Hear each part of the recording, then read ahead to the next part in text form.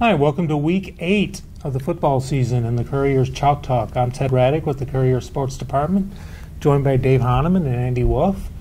Lots of stuff to discuss this week. We will start by thanking our sponsor, as we usually do, Rhodes State College. Be sure to visit their website at rhodesstate.edu. Getting to the point of the season, boys, when playoff races are tightening, the league races are tightening. Dave, Findlay High is hanging in there in the 8th spot in Region 2.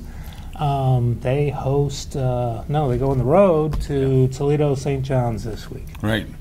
Last week they played Oregon Clay, the second best passing attack in the track. This week they play Brady Lichtenberg and the number 1 passing team in the league. Lichtenberg is leading the league in passing, and Oregon Clay had 3 of the top 15 receivers. St. John's has 4 of the top 15. So they have their top receiver is a player named Dimitri Mitsopoulos. I hope I said that right. Okay. He was first team All-State last year. Through 6 games, he already had 36 receptions for like 500 and some yards, and he's pretty good. Yeah. They're going to spread it around. The Lichtenberg quarterback, I think he's only a junior yet, but he's getting a lot of looks. His grandfather either played or coached at Notre Dame, and his father was the quarterback coach of someplace. So the kid's got a great lineage. What Finley's going to have to do is try to stop. They're going to see a lot of – the ball's going to be in the air a lot. If it's like Clay, it gets a little wet, gets a little windy, that could affect how they attack Finley. Finley also, last week, they were struggling the whole first half. They came out in the third quarter, and they said, we're going to run the ball, and we're going to take over this game, and they did it. It was the first time all season I really saw them exert themselves and establish their dominance that way. And I think they're going to have to do it again if they want to be successful. Okay. Andy, you have Spencerville and Columbus Grove. Now, Yes. I think it's probably a stretch to say that Columbus Grove could make the playoffs out of this brutal Region 23. Yeah. But the Northwest Conference Championship is still very much up for grabs. It's up for grabs, and Spencerville is the only unbeaten left in league play.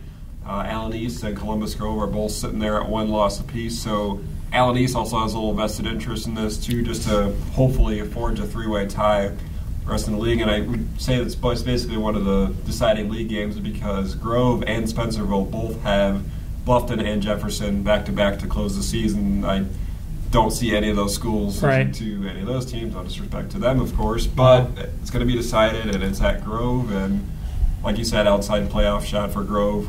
They're sitting 11th, but they can gain some points with this game, but Gibsonburg's much higher at 10th, and they could go undefeated and still miss the playoffs. So Yeah, this is going to be a fun one. I mean, Spencerville will not try to finesse you. They're going to come out on that wing tee, and they're going to run it and run it and run it some more and try and impose their will.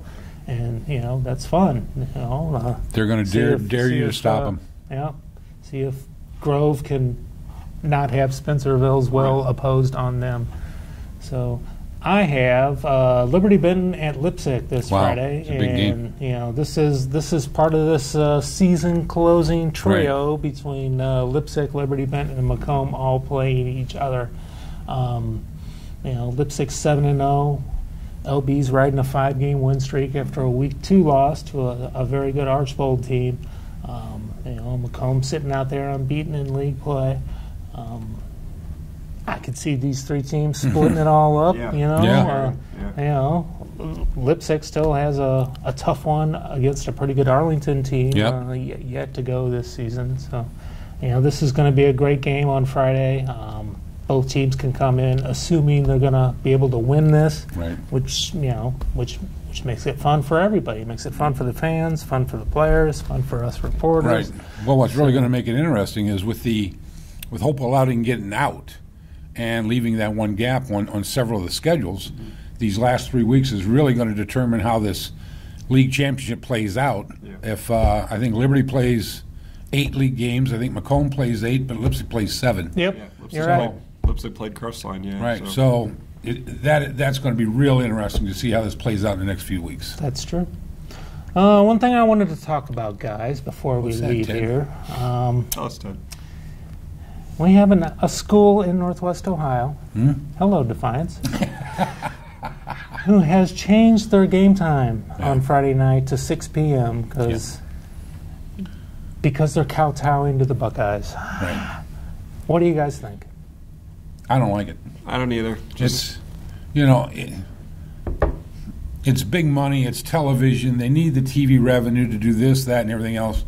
But I don't like the fact it's like Defiance is saying to its fans and its team and everything, you're our number one priority except for this time. Right. We're going to change things because we think watching an Ohio State game is more important than going to your game.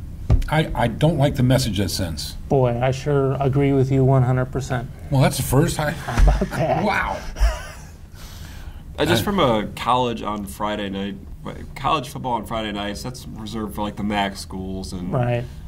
the Mountain West schools. And nobody's blaming Ohio State for this. This is a Big Ten decision. Northwestern and Ohio State have nothing to do with this kind of scheduling. No. But yeah, that's just brutal.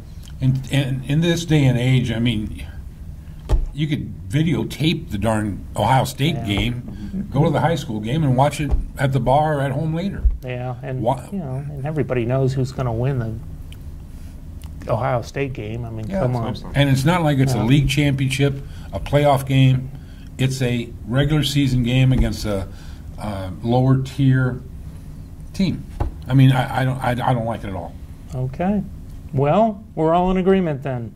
Yeah, it's a first. Okay, it is a first. All right, I think that'll wrap it up for us this week. Be sure and check the Courier on Saturday morning, thecourier.com Friday night. Don't forget about our podcast on Friday nights on thecourier.com. We'd like to thank our sponsor again, Rhodes State College. Please visit their website at rhodesstate.edu, and we will see you next week.